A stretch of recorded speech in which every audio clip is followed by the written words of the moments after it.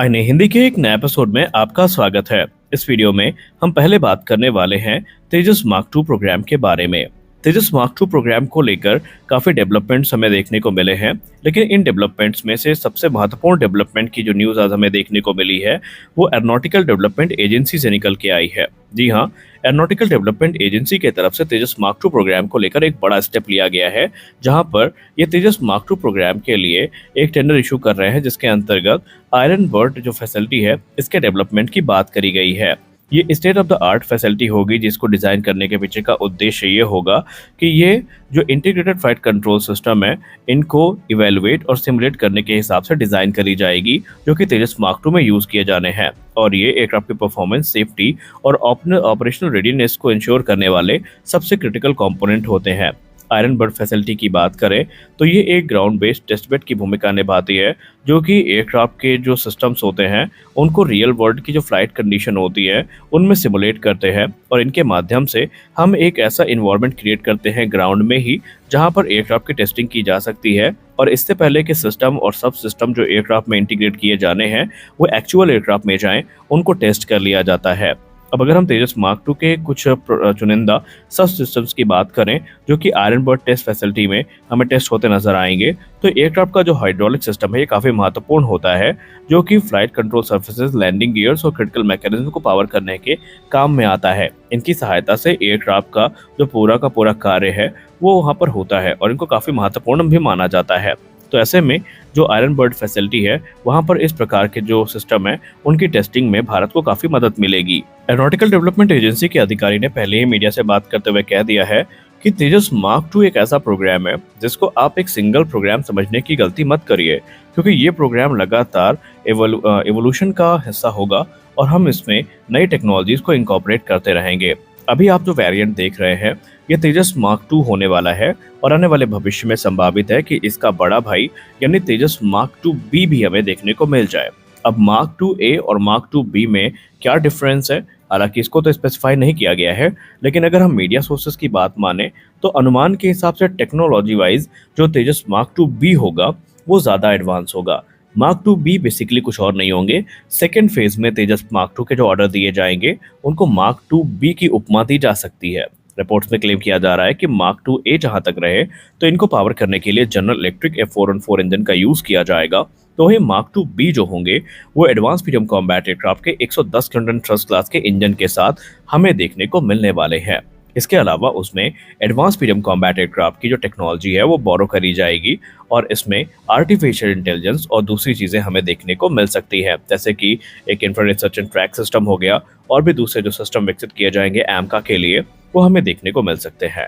अब आपके मन में एक सवाल होगा कि क्या हम वाकई इंजन स्वैपिंग कर पाएंगे?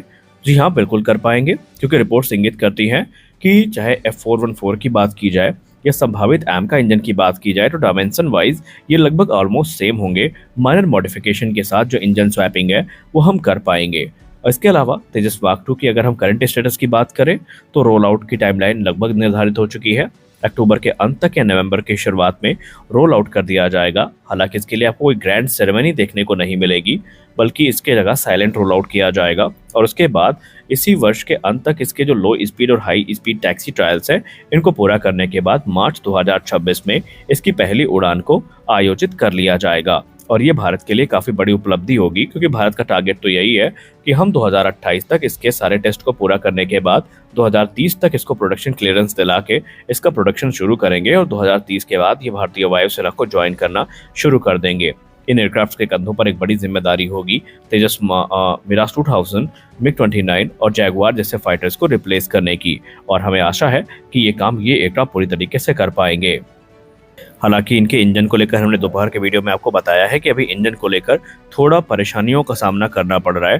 खासकर ये परेशानी आ रही है जनरल इलेक्ट्रिक के तरफ से, जहां पर इंटेलेक्चुअल प्रॉपर्टी राइट्स और ट्रांसफर ऑफ टेक्नोलॉजी को लेकर जो बातचीत है वो काफ़ी फंसी हुई है। लेकिन अनुमान है कि ये समस्या का निदान भी काफ़ी जल्दी हो जाएगा, क्योंकि यहाँ पर 4 विषय हैं जिनको डिस्कस किया जा रहा है, और मेन जो मुद्दा फंसा है वो प्राइसिंग को लेकर फंसा है, और जो इंटेलेक्चुअल प्रॉपर्टी राइट्स है। भारत चाहता है कि कुछ और क्रिटिकल टेक्नोलॉजीज का जो एक्सेस है भारत को मिले, ताकि उनका यूज़ भारत अपने इंडिजिनस प्रोग्राम जैसे कि कावेरी इंजन है उसमें भी कर सके।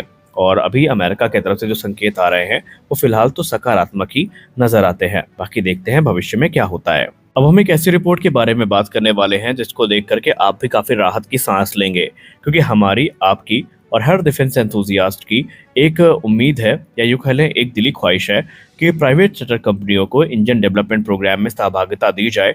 क्योंकि जिस प्रकार का उल्लेखनीय कार्य ब्रह्मोस एरोस्पेस और दूसरी कंपनियों ने कावेरी इंजन प्रोग्राम में किया है, ऐसे ही हम उम्मीद कर रहे हैं कि हमें एमका प्रोग्राम में सहयोग देखने को मिलेगा।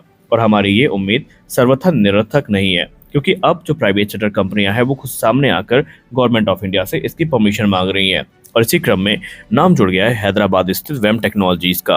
वेम टेक्नोलॉजीज के managing director V Venkat Raju sir ने मीडिया से बात करते हुए कहा कि इंडियन प्राइवेट सेक्टर के पास ये कैपेबिलिटी है कि वो 120 किलोटन के एमका इंजन को बनाने में अपनी भूमिका को सुनिश्चित करवा सकते हैं। और अगर गवर्नमेंट ने हमको सपोर्ट किया तो इस क्रिटिकल एरिया में हमारी एक्सपर्टीज भारत के काफ़ी काम आ सकती है। क्योंकि अभी हाल ही में जो डिस्कशन हुआ था उसमें राजू सर ने आउटलाइन किया कि हमारे पास जो स्ट्रेंथ है, हमारे पास गैप आइडेंटिफाई करने की जो कैपेबिलिटी है, और हमारे पास बजट की जो इंसाइट है, टाइमलाइन है और दूसरी चीज़ें हैं, ये भारत के लिए काफ़ी मददगार साबित हो सकती है, या भारत के इंजन डेवलपमेंट प्रोग्राम के लिए काफ़ी मददगार साबित हो सकती है। राजू सर ने यह भी हाईलाइट किया कि हम भारत के एरोस्पेस इंडस्ट्री को ट्रांसफॉर्म कर सकते हैं अगर मिलकर काम करें तो। जैसे कि हमारे पास जो सिस्टम इंजीनियरिंग की एक्सपर्टीज़ है, हमारे पास सिस्टम इंटीग्रेशन की एक्सपर्टीज़ है, ऑटोमेशन प्रोसेस की जो एक्सपर्टीज़ है ये उपलब्ध है। इसके अलावा जो कंपनी को मटेरियल्स की काफ़ी अच्छी समझ है, हमको टेस्ट इक्विपमेंट बिल्ड करने की अच्छी एक्सपर्टीज़ है। इसके अलावा जो इंजीनियरिंग कैपेबिलिटी है वो हम ऑफर कर रहे हैं, ये भारत के लिए काफ़ी उपयोगी साबित होंगी। वेम टेक्नोलॉजीज ने कहा खुद हमारे पास तकरीबन 800 से ज़्यादा इंजीनियर्स हैं जो इस क्षेत्र में काफ़ी अच्छा काम कर सकते हैं, जहां पर एडवांस डिज़ाइन से लेकर जो एनालिटिकल टूल्स जो है वो हम ऑफर कर सकते हैं, ताकि जो इंजन का सिमुलेशन हो उसको एक्सेलरेट किया जा सके और ज़्यादा एफिशिएंट वे में इंजन डेवलपमेंट हो सके। एक और चीज़ जो राजू सर की तरफ से एम्फेसाइज की गई, उन्होंने कहा कि हमारे पास जो प्रिसीजन मैन्युफैक्चरिंग है और इसके अलावा जो प्रोडक्शन कंपोनेंट्स के प्रोडक्शन के लिए जिम्मेदारी ज़रूरी फैसिलिटीज़ हैं, ये भारत के लिए भी एक कह सकते हैं बोनस साबित होंगी, जहाँ पर हम क्रिटिकल सिस्टम की मैन्युफैक्चरिंग को हैंडल कर सकते हैं और ये जीटीआरई के लिए कार्यभार को कम करने जैसा होगा। हालांकि आपको बता दें कि भारत ने पहले भी कहा है कि प्राइवेट सेक्टर इससे अछूता नहीं रहेगा। प्राइवेट सेक्टर को एक बड़ी जिम्मेदारी मिलेगी, जो जिम्मेदारी होगी जेट इंजन निर्माण में सप्लाई चेन को मैनेज करने की। यहाँ बहुत सारे क्रिटिकल पार्ट्स और कंपोनेंट्स हैं जो प्राइवेट सेक्टर कंपनियों की तरफ से ही बनाए जाएंगे और उनका इस्तेमाल आगे चल के जो इंजन डेवलपमेंट प्रोसेस है उसमें होता दिखाई पड़ेगा। तो इस वीडियो में बस इतना ही। आशा करते हैं वीडियो आपको अच्छी लगी होगी। वीडियो आपको अच्छी लगी वीडियो को लाइक करिए, नए हैं चैनल को सब्सक्राइब करिए, क्योंकि हम आपके लिए ऐसी रिपोर्ट्स लेकर आते रहते हैं। तो मिलते हैं अगले वीडियो में, तब तक के लिए जय हिंद।